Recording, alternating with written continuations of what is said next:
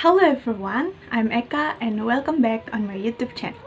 So in this video, I'm gonna talk about the usefulness, quality of language tests.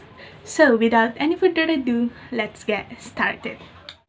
Alright, language testing is a broad category of testing that assesses aspects of a person's ability to understand or communicate in a particular language. In academic setting, language testing can assess a student's current abilities or progress for the purposes of academic placement. So, a good language test should have a positive effect on learning and teaching. Such a test should aim at specifying areas of difficulties. A good language test should also measure student performance without setting traps for them. The teacher should develop it well to provide an opportunity for students to show their ability to perform certain language tasks. A written language test is a classical example of formal assessment where students should be aware of being tested for a reason.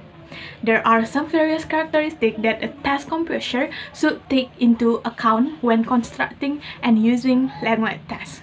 Number one is reliable or reliability. Reliability is consistency, dependence, and trust. This means that the result of a reliable test should be dependable. They should remain stable, consistent, not be different when the test is used on different day.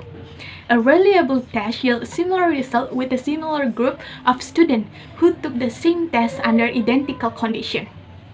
Thus, reliability has three aspects. The three aspects of reliability are named equivalence, stability, and internal consistency. The first aspect is equivalence. Reverse equivalence is measured by administering two parallel forms of the same test to the same group.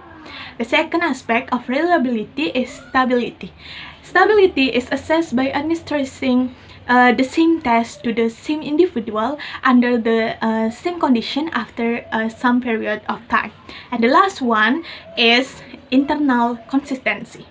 Internal consistency concerns the extent to which items on the test are measuring the same things. Number two is construct validity. The term validity refers to whether or not the test measures what it claims to measure. On a test with high validity, the items will be closely linked to the test's intended focus.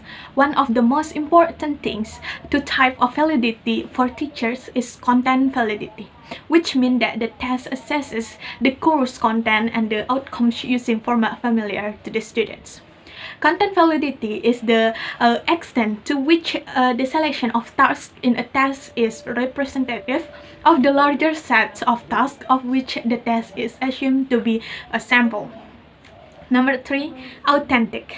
Authentic or authenticity means that the language response that students give in the test is appropriate to the language of communication. The test item should be related to the usage of the target language. Other definitions of authenticity are rather similar. Authentic tests are an attempt to duplicate as closely as possible the circumstance of real life situation. A growing commitment to a proficiency-based view of language learning and teaching makes authentic in language assessment necessary. Number four, interactiveness. The interactiveness of a test is the degree of involvement of test takers in acquiring the test tasks, including language, knowledge, and skill. A test which is useful is also a test which is interactive. Interactive here means having the possibility to help the test taker's individual characteristic to be involved in the accomplishment of test tasks. By performing at their best easily, the test takers are involved in the test, and being involved is an important indicator of test interactiveness. Number five, washback. Washback is the effect of testing on teaching and learning. A form of washback happens more regularly in classroom assessment when students learn from their strength and weakness after the test. Given the dynamic interaction between testing and education, the term systematic validity was used to refer to the ways in which a test leads to change in instruction intended to develop cognitive skills that are being measured by a test. And the last one is practicality. A test is said to be effective if it is practical. Time and money are considered as fundamental elements to make the best practical. A test conducted with an affordable amount of money is practical. Practicality in assessment means that the test is easy to design, easy to administer, and easy to score. No matter how valid or reliable a test is, it has to be practical to make. So I think that's all about the quality of tests. For the last, the criticism toward most classroom language tests show that they don't assess to the language competence or proficiency, because most language teachers don't have the ability to construct tests with the features mentioned above. This lack of ability deserves more attention from both teachers and supervisors. A teacher should train on designing, developing, and conducting the language tests that include the above characteristics and the features of being valuable learning tools.